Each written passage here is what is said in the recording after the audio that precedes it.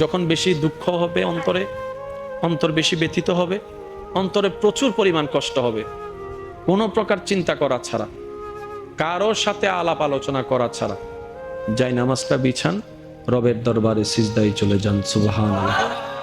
চোখটা বন্ধ করেন, চোখের পানি ছাড়তে থাকেন, মন হালকা হতে থাকবে, সিজদায় রবকে বলতে থাকেন, যা বলার বলতে থাকেন, যেভাবে বলার বলতে থাকেন।